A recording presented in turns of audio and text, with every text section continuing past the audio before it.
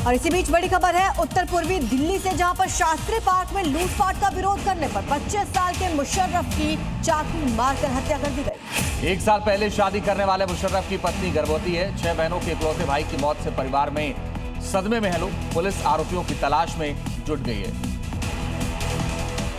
और बड़ी खबर झारखंड से, आपको बता दें झारखंड राज्यसभा चुनाव की 2 सीटों पर चुनाव जीत की रणनीति पर मंथन चल रहा है। मुख्यमंत्री आवास पर इंडिया ब्लॉक के तमाम विधायकों की बैठक है और मुख्यमंत्री आवास पर मॉक पोल भी हुआ, जहां मुमू कांग्रेस प्रत्याशियों को वोट मिले हैं। मॉक पोल का आयोजन किया गया, इसमें जेएमएम को 29 तो कांग्रेस को 27 वोट।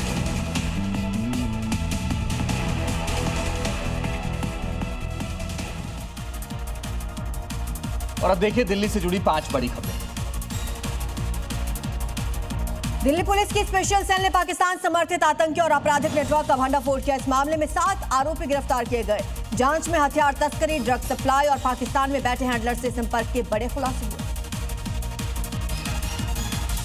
दिल्ली में गृह मंत्री अमित शाह की अध्यक्षता में किशाऊ बांध परियोजना पर सहमति बन गई है। इस योजना पर हरियाणा, हिमाचल समेत सभी राज्यों ने अपनी सहमति जताई है। इस फैसले से यमुना नदी को स्वच्छ और निर्मल बनाने में लाभ होगा।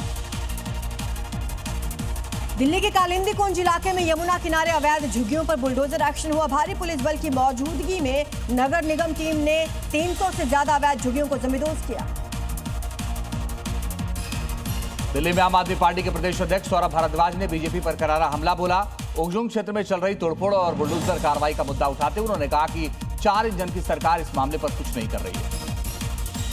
दिल्ली में आयोजित साहित्यिक संगोष्ठी में वरिष्ठ साहित्यकार डॉक्टर कृष्णा सक्सेना की द राइजिंग सन का लोकार्पण हुआ। इस मौके पर स्वामी यतीन्द्रानंद गिरी जी ने उनके साहित्यिक योगदान की तारीफ की। इसी बीच महाराष्ट्र की राजनीति से जुड़ी हुई बड़ी खबर आ रही है। आपको बता दें शिवसेना यूपीटी के बागी सांसद दिल्ली पहुंच गए हैं। 6 बागी सांसद दिल्ली पहुंचे हैं। दिल्ली में बागी सांसदों की अहम बैठक है। श्रीकांत शिंदे के साथ ये अहम बैठक होने जा रही है। तो दिल्ली में कुछ ही देर में ये बैठक होनी है। लोकसभा स्पीकर से भी मिल सकते हैं ये बागी जो सांसद हैं। सांसद संजय देशमुख दिल्ली पहुंच चुके हैं। नागेश पाटिल पहुंच चुके हैं। ओम राजे भी दिल्ली पहुंच चुके हैं। आपको बता दें तमाम बागी सांसद अब बैठक करेंगे।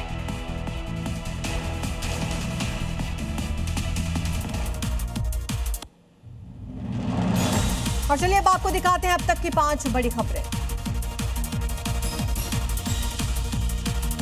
प्रधानमंत्री नरेंद्र मोदी और अमेरिकी राष्ट्रपति डोनाल्ड ट्रंप की बहुप्रतीक्षित द्विपक्षीय मुलाकात आज शाम 6:15 पर होगी।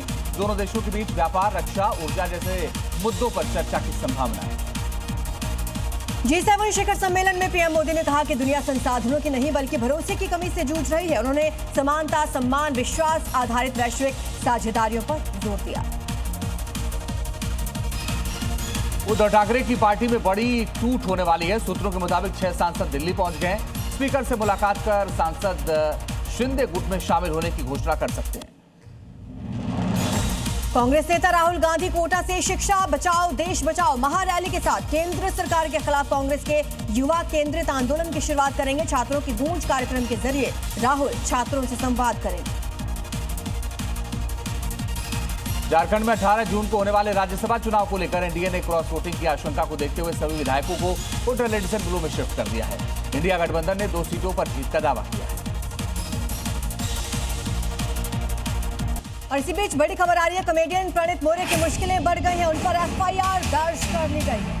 हिमांशु जांगड़ा पर भी एफआईआर हुई है। गुड़गांव में प्रणीत और हिमांशु पर एफआईआर हुई है। महिला आयोग की शिकायत पर यह एफआईआर दर्ज की गई है। आपको बताएं कि प्रणीत मोरे को लेकर के ये कार्रवाई पहले महाराष्ट्र में हुई थी, अब गुड़गांव में हुई है और गुरुग्राम में प्रणीत मोरे और हिमांशु पर एफआईआर हुई है।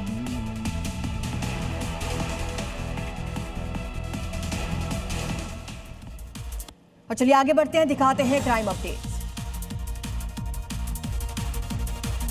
यूपी के एटा में संदिग्ध परिस्थितियों में एक महिला को गोली लग गई। परिजनों का आरोप है कि पति को खाना देते समय अज्ञात बदमाशों ने महिला पर फायरिंग की।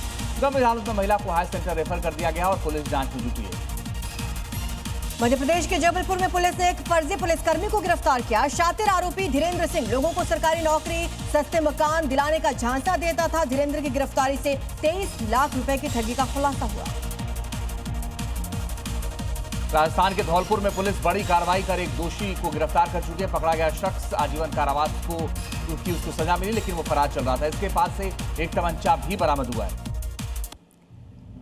यूपी के गाजीपुर में विनीत राय हत्याकांड में पुलिस को बड़ी कामयाबी मिली। पुलिस ने 18 दिन बाद 2 शूटर्स को गिरफ्तार किया। अब इनामी मास्टरमाइंड की तलाश तेज कर दी गई।